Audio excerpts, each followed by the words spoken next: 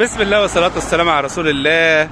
خليك راجل وخليك حقاني، قول الحق حتى لو كان الحق ده ضدك. قول الحق ولو كان مرا. ولا يجرمنكم شنآن قوم على ألا تعدلوا، اعدلوا هو أقرب للتقوى.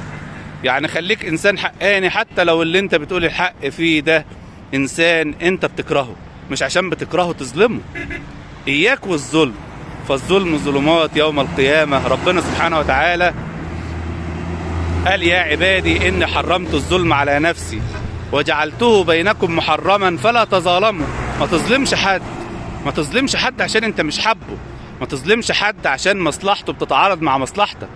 قول الحق عموما عشان ربنا سبحانه وتعالى قول الحق عزيز. فربنا سبحانه وتعالى بيجازي الإنسان الحقاني اللي بيقول الحق حتى لو على رقبته. فخليك إنسان ربنا سبحانه وتعالى بيحبه وبيقول الحق دايما، مش إنسان ضلالي.